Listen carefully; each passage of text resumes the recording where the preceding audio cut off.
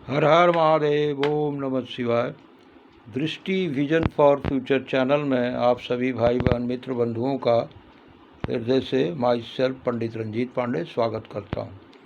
ऐसा है भाइयों बहनों मित्रों बंधुओं, आप लोगों के समक्ष फिर एक कुंडली लेके हम उपस्थित हुए हैं। ये कुंडली में विवाहिक जीवन जो है उसमें बड़ी उदासीनता है और इस कुंडली में तलाक के योग हैं। विवाह के बाद इनका तलाक हुआ और क्या कारण बना कि भाई विवाह तलाक में प्रवणित हुआ। तो देखिए, जो है वो कुंडली में बताना पड़ता है। ज्योतिष विद्या का उद्देश्य ये होता है कि भाई आपका सही मार्गदर्शन किया जाए। ये डराने और भ्रमित करने का कार्य ज्योतिष विद्या नहीं करता है। तो चलिए डेट ऑफ बर्थ हम बताते हैं। ये एक महिला की ही कुंडली है और इनका जो डेट ऑफ बर्थ है वो 7 दिसंबर 1951 है।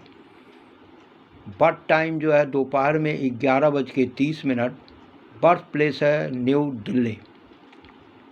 ये इनका बर्थ डिटेल्स है और बर्थ डिटेल्स के आधार पर जन्म कुंडली क्या कहती है इसकी बात करते हैं। ध्यान दीजिएगा भाइयों बहनों मित्रों बंधुओं। देखिए, ये फर्स्ट हाउस है, लग्न कहते हैं जहाँ 10 लिखा है यानी मकर लगन, और चंद्रमा ठीक लिखा है 11 नंबर में, माने ये वैसे होता है सेकेंड हाउस। चंद्रमा 11 नंबर में यानी इनकी राशि हो गई कुंभ। चंद्रमा राहु के और केतु के अक्ष में पड़ा हुआ है। ठीक है भाइयों बहनों मित्रों बंधुओं, यहाँ से जब ये काउंट करिएगा तो ये हाउस जो होता है जहाँ 4 लिखा है, ये हाउस आपका स्पाउस हाउस है, मैरिज का हाउस है। ठीक है, यहाँ 4 लिखा है मतलब राशि बन गई कर्क, और कर्क राशि के चंद्रमा की जो प्लेसमेंट है वन 7th लॉर्ड जो मैरिज कराने की जिम्मेदारी लेके बैठे हैं वो कौन है? वो चंद्रमा है। अब चंद्रमा की प्लेसमेंट आपको देखनी है कि वो कहाँ बैठे हैं। तो चंद्रमा कुंडली के सेकेंड हाउस में बैठे हुए हैं, यहाँ राहु के साथ ही बैठे हैं। ये ग्रहण दोष बना के बैठे हुए हैं। ये योग जो है विवाहिक जीवन के लिए ठीक नहीं रहा। कई ऐसे लोग हैं जो जिनको थोड़ी बहुत जानकारी है, वो कई बार कहेंगे भी कि पंडित जी ऐसा है, गुरु जी भाई देव गुरु बृहस्पति की उच्च दृष्टि जबकि यहाँ पड़ रही है। गुरु यहाँ सौगृही है कुंडली के 3rd हाउस में, और गुरु की दृष्टि भी पड़ रही है यहाँ 7th हाउस पे, उच्च दृष्टि पड़ रही है। लेकिन समझने वाली बात क्या है, गुरु देखिए कुंडली के 12 हाउस के स्वामी है। ये घर होता है खर्च का, व्यय का, और कुंडली के 3rd हाउस जो विल पावर स्ट्रेंथ का है उसके स्वामी है। तो देखिए, मकर लगन वालों के लिए बहुत योग कारक ग्रह गुरु नहीं माने जाते हैं। भले वो यहाँ 3rd हाउस में ये जिद्दी बनाएंगे, आपको आध्यात्मिक बना देंगे, लेकिन ये विवाहिक जीवन को नहीं बचा पा रहा है। दूसरी बात, विवाहिक जीवन में एक बात और देखनी बहुत ज़रूरी होती है भाइयों बहनों मित्रों बंधुओं, वहाँ शुक्र की स्थिति भी देखी जाती है। विवाहिक जीवन में शुक्र का बहुत बड़ा महत्व होता है विवाहिक जीवन में। तो ध्यान दीजिएगा भाइयों बहनों मित्रों बंधुओं, शुक्र यहाँ पंच महापुरुष योग में मालव योग बनाकर बैठे हुए हैं। शुक्र पंचम भाव के स्वामी है। जैसा मैंने कहा कि देखिए, जब कोई भी इस 12 हाउस में से किसी भी हाउस के स्वामी जब अपने स्थान से 6 हाउस में, 8 हाउस में, 12 हाउस में बैठेंगे तो उस भाव का वो सत्यानाश कर देंगे। तो यहाँ से काउंट करिए, यहाँ 2 लिखा है मतलब हो गया वृषभ राशि। वृषभ राशि के स्वामी होते हैं शनि, क्षमा करिएगा, वृषभ राशि के स्वामी जो होते हैं वो होते हैं शुक्र।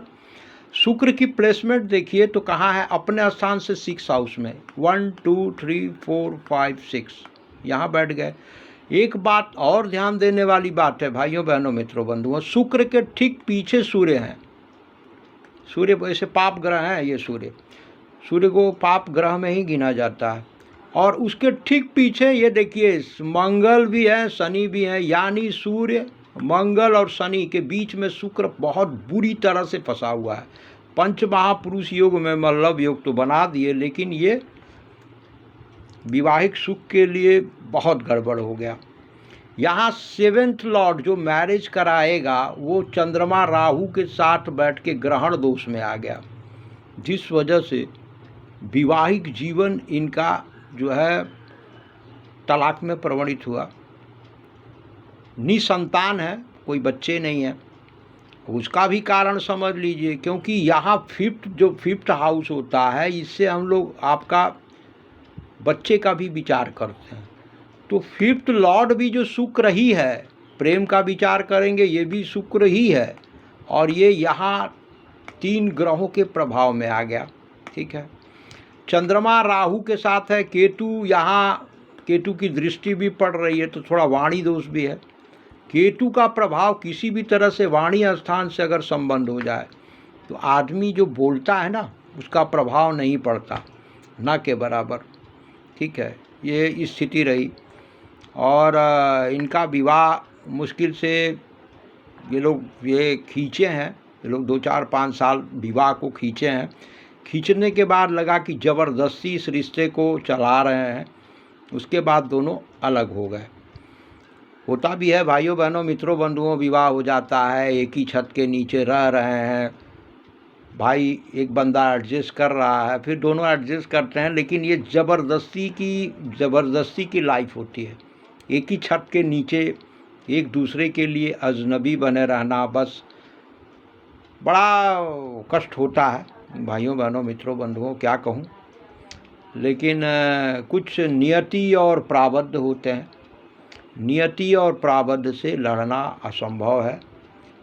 जो होना है वो तय है। कुछ कार्मिक योग होते हैं पिछले जन्म के, तभी लोग मिलेंगे। आप इस संसार में जिस व्यक्ति से भी मिलेंगे, चाहे वो मित्र के रूप में मिले, चाहे शत्रु के रूप में मिले, भाइयों बहनों मित्रों बंधुओं, जब तक उसका कार्मिक योग है तब तक ही वो आपके साथ है।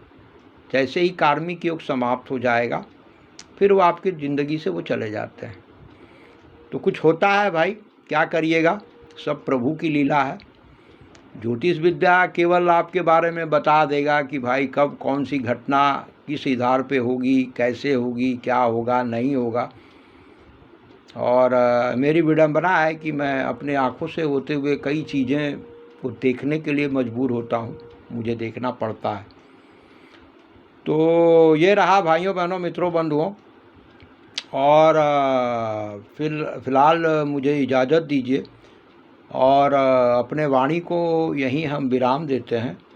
और अभी सभी भाई बहन मित्र बंधुओं के लिए मंगल कामना करते हैं, और इतना निवेदन करेंगे भाइयों बहनों मित्रों बंधुओं, आप लोगों ने अगर मेरे चैनल को सब्सक्राइब नहीं किया है तो कृपया सब्सक्राइब कर लीजिए। सब्सक्राइब कर लेने पर और सब्सक्राइब कीजिए, बेल आइकन को प्रेस कर दीजिए, ताकि मैं जब भी कोई वीडियो बनाऊं उसका नोटिफिकेशन सबसे पहले आप लोगों तक पहुंचे। चलिए, आप सभी भाई बहन बंधुओं का मंगल हो, जीवन में सुख हो, शांति हो, समृद्धि हो। इन शब्दों के साथ अपने वाणी को विराम देते हैं। हर हर महादेव, हर हर महादेव, हर हर महादेव।